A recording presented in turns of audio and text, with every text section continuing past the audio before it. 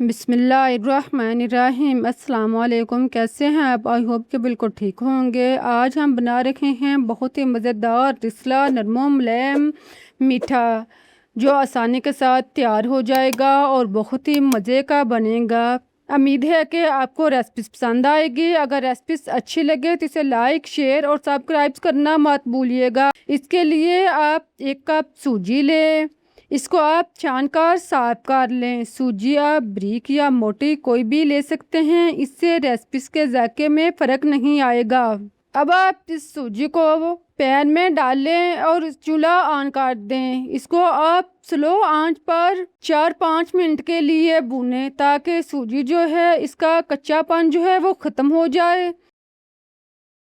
3-4 minute تک آپ چمچ چلاتے رہیں اور اس کو بھونتے رہیں، یہاں تک کہ سوجی کا کچا پن جو ہے وہ ختم ہو جائے۔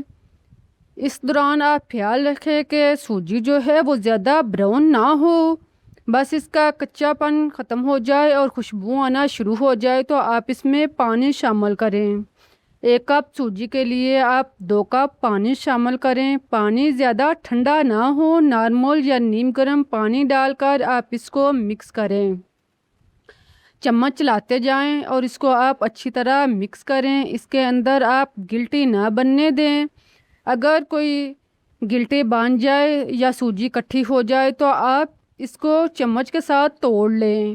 اب آپ اس کو اچھی طرح پکائیں یہاں تک کہ اس کا پانی جو ہے وہ خشک ہو جائے اور سوجی جو ہے وہ آٹے کی شکل اختیار کر لے۔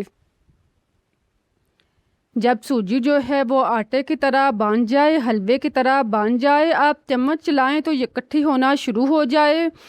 اس طرح سے تو سمجھ لیں کہ سوجی جو ہے وہ تیار ہو چکی ہے۔ اس طرح سے آپ اس کو تیار کریں اور ساتھ میں آپ اس کو چمچ کے ساتھ میش کرتے جائیں، کچلتے جائیں، تاکہ سوجی جو ہے وہ بالکل آٹے کی شکل اختیار کر جائے۔ اس کو آپ آٹے کی طرح، حلوے کی طرح بنانے کے بعد اب آپ اس کو پلیٹ میں یا کسی بھی باؤل میں نکال لیں۔ اس کو آپ ٹھنڈا ہونے دیں، لیکن نیم گرم سوجی کو ہلکا گرم ہو تو آپ اس کو اچھی طرح میش کریں، تاکہ سوجی جو ہے وہ آٹے کی طرح بن جائے۔ جتنی آپ سوجی کو اچھی طرح میش کریں گے اتنی ہی ریسپی جو ہے وہ بہترین تیار ہوگی۔ اس کو آپ نارمل حالت میں ہونے دیں۔ اب ہم اس کے برتی کے لیے میزہ تیار کرتے ہیں۔ اس کے لیے آپ 1 کپ گڑ لیں، اس میں آپ تھوڑا سا پانی شامل کر کے اس کو آپ پگھلنے دیں۔ گڑ کو آپ پہلے چھوٹے چھوٹے ٹکڑوں میں تقسیم کر لیں، آپ چاہیں تو اس کی جگہ شکر بھی استعمال کر سکتے ہیں۔ اس کو آپ مکمل طور پر پگھلنے دیں۔ جب اس طرح سے گڑ پگھل جائے تو پھر آپ اس میں ناریل 1 کپ شامل کریں اور اس کو آپ مکس کریں۔ 2-3 منٹ تک آپ اس کو مکس کریں۔ خیال رہے کہ اس کا میزہ جو ہے وہ زیادہ سخت نہ ہونے دیں۔ جب یہ مکس ہو جائے تو 1-2 منٹ تک اس کو پکانے کے بعد آپ چولہا بند کر دیں۔ اس طرح برائی کرنے میں آسان رہے گی۔ اگر آپ اس کو زیادہ خشک کریں گے تو یہ جم جائے گی اور بننے میں مشکل پیش ہوگی۔ آپ اس کو اچھی طرح نارمل سا تیار کرنے کے بعد، اس طرح کا تیار کرنے کے بعد آپ چولہا بند کریں اور اس کو ٹھنڈا ہونے کے لیے ایک سائڈ پر رکھ دیں۔ اب دیکھیں سوجی جو ہے وہ نارمل حالت میں ہو چکی ہے، ٹھنڈی ہو چکی ہے۔ اب آپ اس میں 1 کپ میدا ڈال لیں۔ اگر آپ کے پاس میدا نہیں ہے تو آپ آٹا ڈال لیں، یا آپ چاول کا آٹا ڈال لیں، باجرے کا آٹا ڈال لیں، جو بھی آپ کے پاس ہے وہ آپ اس میں شامل کریں۔ جتنی سوجی ہے اتنا آپ اس میں آٹا ڈال کر اس کو مکس کریں۔ تھوڑا سا آپ گھی شامل کریں، 1 یا 2 چمچ آپ اس میں گھی ڈال کر اس کو اچھی طرح گوندھ لیں۔ گھی ڈالنے سے سوجی جو ہے، آٹا جو ہے وہ نرم ہو جائے گا اور بہترین تیار ہوگا۔ ریسپی جو ہے وہ بہت ہی بہترین بنے گی۔ اس کو آپ اچھی طرح مکس کریں اور گوندھ لیں۔ اس کو آپ 3-4 منٹ تک اچھی طرح گوندیں، تاکہ یہ بہترین طریقے سے تیار ہو جائے اور ریسپیز بناتے ہوئے اس کے اندر دراڑ نہ آئے، یہ خراب نہ ہو۔ اس کو گوندھ کر 3-4 मिनट तक अच्छी तरह गूंदें। अगर हाथ के साथ चिपके तो आप हाथ पे ऑयल लगा लें और इसको आप कवर करके तकरीबन थोड़ी देर के लिए या 10 मिनट के लिए एक साइड पर रख दें ताकि ये सेट हो जाए। 10 मिनट के बाद आप दोबारा से देखें कि ये रेसिपी आटा जो है वो तैयार हो चुका है। अब आप थोड़ा सा आटा लें, इसको आप दोनों हाथों में घुमाकर गोल सा पेड़ा बना लें। आप चाहें तो सारी सूजी का रोल बनाकर इसको आप छोटे छोटे टुकड़ों में बराबर काट कर भी इसके पेड़े बना सकते हैं, या आप इसी तरह थोड़ा सा आटा लेकर इसके आप पेड़े बना लें। गोल सा पेड़ा बनाएं, लेकिन आम पेड़े से थोड़ा छोटा रख कर बनाएं। इस तरह आप सारे पेड़े जो हैं वो तैयार करें। इनको तैयार करने के बाद अब आप इसको हल्का सा फैला लें। आप इसको हाथ पर रख कर उंगलियों की मदद से ही हल्का सा फैलाकर इसको आप रोटी की शक्ल में बना सकते हैं। इस तरह आप आसानी के साथ इसकी रोटी बना सकते हैं। अगर आप इस तरीके से नहीं बनाना चाहते तो आप इसको हल्का सा बेल लें। जो भी आपको तरीका पसंद हो, इस तरह से आप इसके नॉर्मल सी रोटी तैयार करें और फिर आप इसके अंदर नारियल का भुट्टा जो है वो इसके अंदर डाल लें। नारियल की ब्राई इसके अंदर करने के बाद अब आप इसको दोनों किनारों से दबाकर बंद कर दें। देखें, इस तरह से इस शेप की आप मिठाई या मीठा जो है स्नैक जो है वो तैयार कर लें। आप इसको किसी भी शक्ल में किसी भी शेप में तैयार कर सकते हैं। इसको आप गोल, लंबाई, रोल किसी भी शक्ल में आप बना सकते हैं। मैंने इसको इस शक्ल का बनाया है, आप अपनी पसंद के मुताबिक बना सकते हैं। इसके किनारों को आप अच्छी तरह दबाएं ताकि फ्राई करते हुए ये खुले नहीं और नारियल बाहर ना आए। इसी तरह आप सारे रेसिपीज जो है वो तैयार करें। इनको आप तैयार करने के बाद एक साइड पर रखें। अब आप इसको फ्राई करने के लिए घी या ऑयल को गरम करें। इसको आप नॉर्मल गरम करें, ज़्यादा आप इसको गरम नहीं करें। जब ये अच्छी तरह गरम हो जाए तो आप इसमें एक एक करके पीस डालते जाएं। बर्तन के रिक्वायर के मुताबिक आप इसमें पीस डालें, ज़्यादा फ्राई नहीं करें। अगर आप कम वक्त में ज़्यादा स्नैक जो हैं वो फ्राई करना चाहते हैं तो इसके लिए आप मोटे तह वाली कड़ाही या कोई भी बर्तन जिसमें आप फ्राई कर रहे हैं उसकी तह निचली सतह जो है वो मोटी हो। इस तरह से आप बेहतरीन तरीके से ज़्यादा स्नैक जो हैं वो फ्राई कर सकते हैं। इनको डालने के बाद आप 1 से 2 मिनट तक आप इसको हरकत नहीं दें ताकि ये सेट हो जाए। इसके ऊपर आप घी या ऑयल चम्मच के साथ डालें। अगर घी में ये अच्छी तरह डूब जाए तो चम्मच के साथ ऑयल डालने की ज़रूरत नहीं। 1-2 मिनट तक आप इसको इसी तरह फ्राई करें। जब इसका कलर हल्का सा ब्राउन हो जाए तो इसको आप चम्मच या कांटे के साथ किसी भी चीज़ से इसको आप टुकड़ों को अलग कर लें। फिर आप एक एक करके एहतियात के साथ इनकी साइड जो है वो चेंज करें और इसको आप दूसरी साइड से भी ब्राउन होने दें।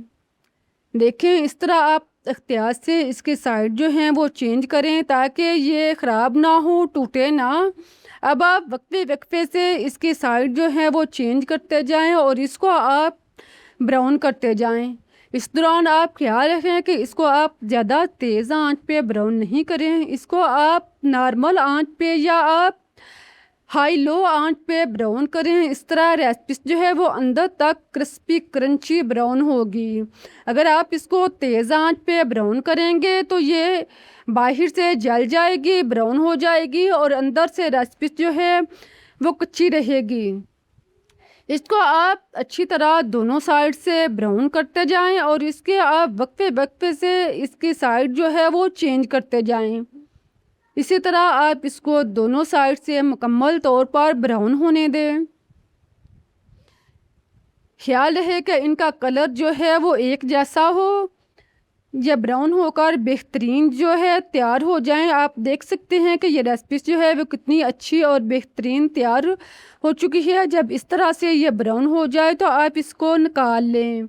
इसको निकाल कर आप जाली पर रखें ताकि इसका एक्स्ट्रा ऑयल जो है, घी जो है वो रिमूव हो जाए। اسی طرح اب آپ باقی مٹھائی جو ہے، باقی سنیک جو ہیں وہ بھی آپ فرائی کریں۔ پہلے عمل کے ساتھ آپ باقی سارے سنیکس بھی فرائی کرتے جائیں۔ پیارے پیارے بہن بھائیوں، آپ کو میری ریسپیز کیسی لگ رہی ہیں؟ یہ ریسپیز آپ ایک دفعہ ضرور ٹرائی کریں، انشاءاللہ آپ کو پسند آئے گی۔ اگر آپ کو ریسپیز اچھی لگے تو اسے لائک کریں، شیئر کریں، چینل کو سبسکرائب کرنا مت بھولیں اور آئیکن کا بٹن بھی پریس کریں تاکہ آپ کو ہر نیو آنے والی ریسپیز جو ہے وہ سب سے پہلے مل سکے۔ دیکھیں اس طرح آپ اس کو اچھی طرح تیار کر لیں۔ اس کو آپ تیار کرنے کے بعد آپ دیکھ سکتے ہیں کہ ان کا کلر جو ہے وہ کتنا بہترین آیا ہے۔ اس کو آپ ایک سائڈ پر رکھیں۔ اب ہم اس کے شیرے کے لیے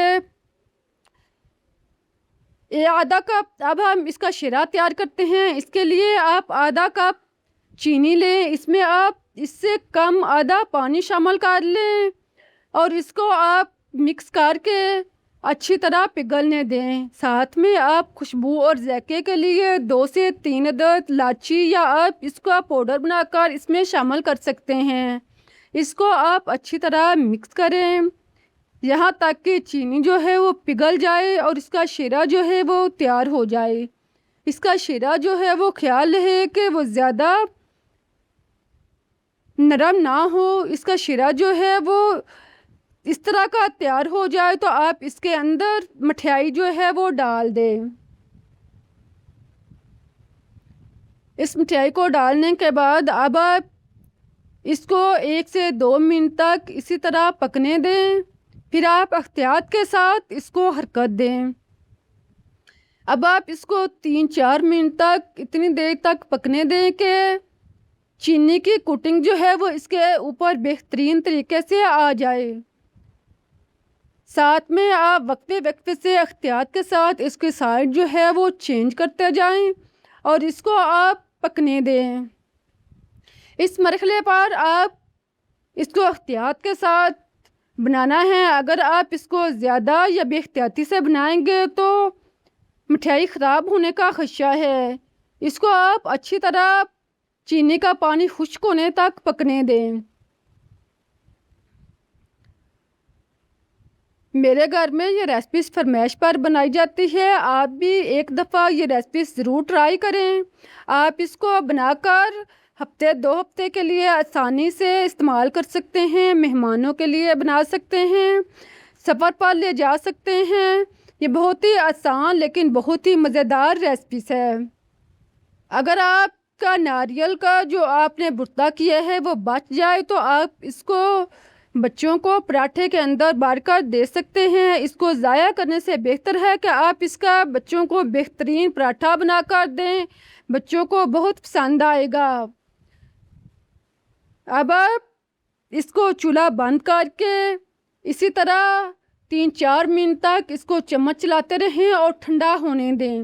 جیسے جیسے یہ مٹھائی جو ہے وہ ٹھنڈی ہوتی جائے گی تو یہ کرسپی اور مزے کی بنتی جائے گی اور اس کے اوپر کوٹنگ جو ہے وہ بہترین طریقے سے آئے گی۔ اب میں آپ کو توڑ کر دکھاتی ہوں، آپ خود دیکھ سکتے ہیں کہ کتنی اچھی بہترین مٹھائی تیار ہوئی ہے۔ اس طرح سے آپ بنائیں گے تو بچے ہوں یا بڑے سبھی کو پسند آئیں گے۔ آپ یہ ریسپیز ٹرائی کریں، انجوائے کریں۔ مجھے اجازت دیں، پھر ملتے ہیں ایک نئی مزیدار ریسپیز کے ساتھ۔ تب تک کے لیے اللہ حافظ، اس دعا کے ساتھ کہ جہاں بھی رہیں خوش رہیں، آباد رہیں، ہنستے مسکراتے رہیں۔